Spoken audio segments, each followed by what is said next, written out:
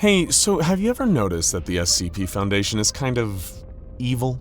And no, we're not talking about isolated incidents of spectacular brutality.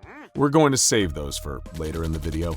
We mean more the kind of ambient, everyday evil that's baked into the day-to-day operations of running the SCP Foundation. Let's say, for sake of argument, that one day you discover you have the ability to manifest paper planes that can fly around all on their own. It's a 7-year-old's idea of a really cool superpower, and it's not like you could even really hurt somebody with it. Well, unless you aimed for the eyes, and even then we're not talking about serious wounds. Maybe you're proud of this weird, cool little power you have. Maybe you even decide to do what a lot of people do these days and take a video of yourself manifesting your cool paper airplanes and post it online. You start getting views, likes, and comments. Awesome. Well, until you wake up late at night to see mysterious men in balaclavas standing over your bed. They inject you in the neck with some kind of sedative and hold you still while you fall unconscious. When you wake up, you're in a prison cell in a building that nobody knows about. You haven't done anything wrong, but you're also not going to get a trial. They don't really do due process here. Who knows what they've told your family? Maybe they've perfectly replicated your handwriting and left a note saying that you've run away forever. Sure, there'll be a manhunt for a few months, but eventually you'll just be written off as a mystery. Or maybe, even worse, they've faked your death with a plausible explanation for your family, friends, and other loved ones. Or if you didn't have many connections in life, perhaps they've given them all a healthy dose of powerful amnestics and made people forget that you've ever even existed. Though, if you've gotten really unlucky, your case is being overseen by a particularly ruthless or sadistic member of Foundation staff. In that case, there's a non-zero chance they were all assassinated to give credence to some lie that you and your family died in a car crash or a house fire. And this is your life now, in a prison cell not 300 feet from men who can drag people into private torture dimensions, or statues that can snap your neck if you blink while looking at them. Just hope that there won't be a containment breach that puts you and any of them in the same area with no locked doors behind you. In all likelihood, you're going to be experimented on. Perhaps they'll conduct uncomfortable and invasive tests when they see if they can somehow turn your paper planes into effective spy planes for the Foundation's own purposes. Or maybe they'll load them with tiny bombs so they can use them to assassinate members of the Chaos Insurgency. They're really not going to want to hear that you don't think your powers can do that. They will encourage you very strongly to try. But even then, you're luckier than the D-Class personnel. These are human guinea pigs kept in huge barracks with bunk beds like livestock, and are regularly used in frivolous experiments that result in them being horribly maimed, killed, or worse. And you'll hear the same excuse. Oh, don't worry, they're all death row inmates. Do you know that there are only 2,067 people on death row in the United States? Most of them have been there for years and are more than likely to die of old age than actually see the needle or the chair. Do you really think the Foundation goes through less than 2,000 D-Class personnel every 6 months? Really makes you wonder where the rest of all those human test subjects are coming from. There's nothing you can do to ever be let out of your new life as an unwilling prisoner of the SCP Foundation. So all you can really do is hope that they treat you well. But in reality, that really depends on how they're feeling on a day-to-day basis, and whether you get assigned benign or sadistic researchers and guards. Thankfully, there is actually one thin line between you and the absolute horrors of basically being treated like a dangerous non-human prisoner until the day of your death. The SCP Foundation Ethics Committee, operated and chaired by Dr. Ondongo Tejani, with an unknown number of personnel working beneath him. There's a good chance you've heard the Ethics Committee at least mentioned in passing, but unlikely dwelled upon. To some, they're almost a kind of dark joke. The SCP Foundation has an ethics committee? Really? But to others, like the anomalies the Foundation keeps, the D-Classes under their control, and the random civilians that encounter anomalies out in the world, the Ethics Committee is the only one meaningfully in their corner. Put simply, the Ethics Committee is an advisory board that oversees major decisions made by the O5 Council and other senior researchers and members of the administration. They weigh up whether the decisions being made are morally right. Which is to say, if any nasty stuff the Foundation does is justified by the degree to which it helps the greater good in the long term. In the words of one anonymous member of the Ethics Committee involved in the orientation of new committee members, the Foundation does not rule the world. The Foundation serves the world. Do you understand what that means? Regardless of what the general population might think it wants, what we do, what the Foundation does, is in the overall best interests of that general population. Yes, I'm sure you did realize that already, but you haven't thought of the deeper implications. You've consoled yourself by thinking that all the torture and murder is for the greater good. This implies that there is a greater good and a lesser good. It implies that there are multiple distinct goods, and that these can be quantified and compared. This is what we on the Ethics Committee do. We are the ones who balance the moral costs of everything the Foundation does. And in order to balance those costs, we must know those costs. Do you realize what that means, Doctor?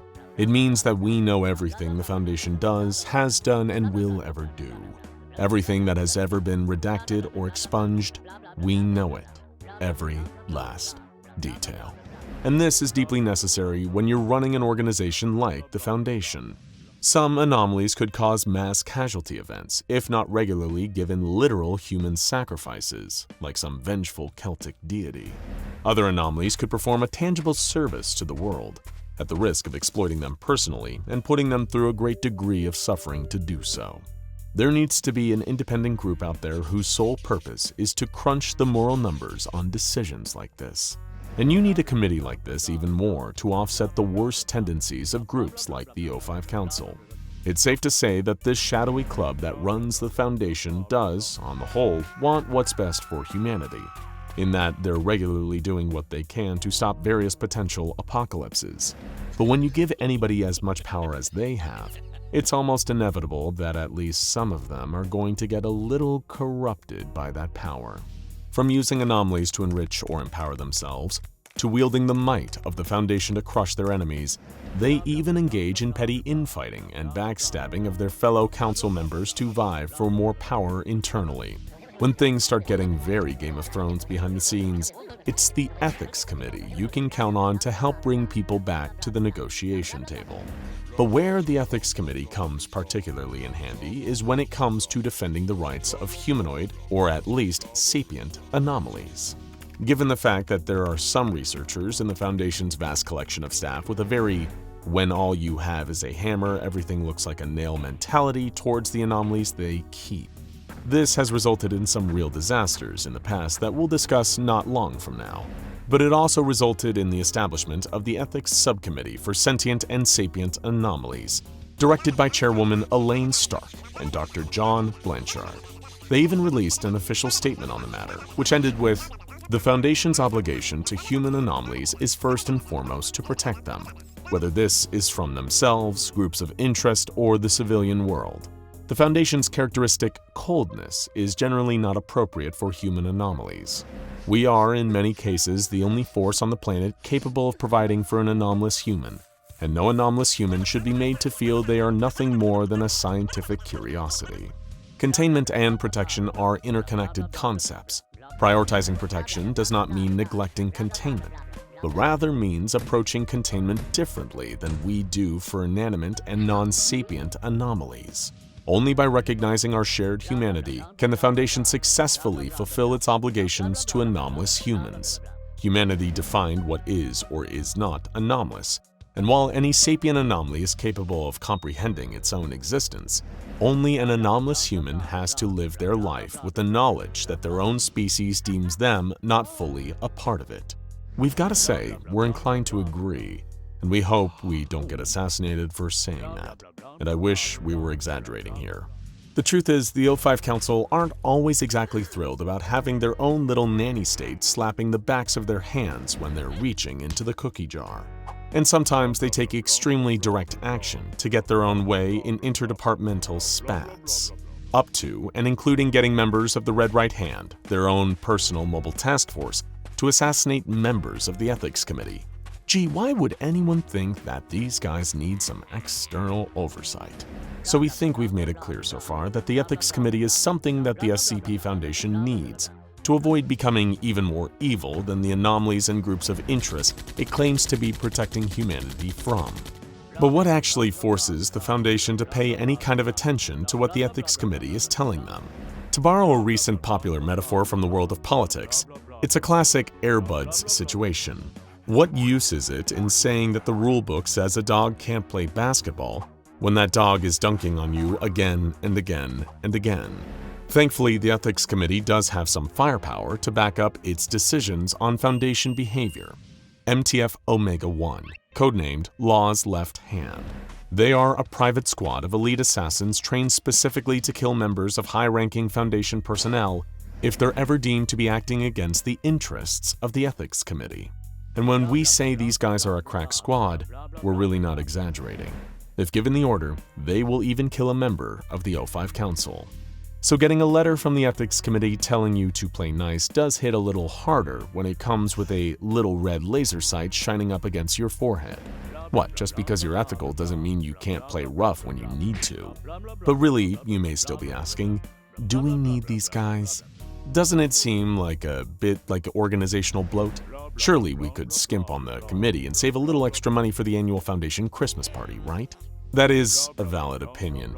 But just in the interests of seeing both sides, how about we go through a quick greatest hits of nightmarishly unethical stuff the Foundation has done, just to give you an idea why these guys maybe do need an independent group to rein them in now and then. Okay, let's see. There's the O5 Council discovering the literal fountain of youth and keeping it all to themselves, which is pretty unforgivable. Almost as unforgivable as knowing that the limitless pizza box could alleviate world hunger and just keeping it in the Foundation mess hall. Of course, there are also cases where sapient human anomalies like SCP-105 Iris and SCP-2241 Cameron the Crusader have been forced to become weapons of the SCP Foundation against their will, often via extremely unethical psychological manipulation tactics, or the threat of physical violence against them and their loved ones. There are times when the Foundation has been a party to wiping out entire species, such as SCP-2256 and SCP-6415. Other times, harmless anomalies have been made into dangerous killers by Foundation torment, like SCP-066 Eric's Toy and SCP-3108 the Nerfing Gun. And we could fill an entire other video with just awful things done gratuitously to members of D-Class personnel, from putting them in the femur breaker as bait for SCP-106 to turning them into lobotomized permanent organ donors in SCP-596, to just brutally incinerating potentially hundreds to test SCP-2128, the Liar's Cradle. And they do stuff in this security theater ritual to keep SCP-2845, the Deer, contained, that we're not even allowed to tell you about here. But believe us when we say, it's both ethically and viscerally gnarly. And if what some people say is to be believed, it's still not half as horrific as the infamous Procedure 110 Montauk, used to prevent the remaining instance of SCP-231 from giving birth to one of the Scarlet King's terrible offspring. Like any organization, the Ethics Committee obviously isn't perfect. They're given to all the same human mistakes as the rest of us, regardless of the purity of their intentions. It goes without saying that the Foundation still gets up to some pretty evil stuff while still under their watchful eye. But we'll leave you with a question. If this is what the O5 Council is getting up to with them there, how bad do you think it'd be if they weren't there? Now check out SCP-6448, the Not Deer Stalks You, or SCP-1128, the Aquatic Horror, for more.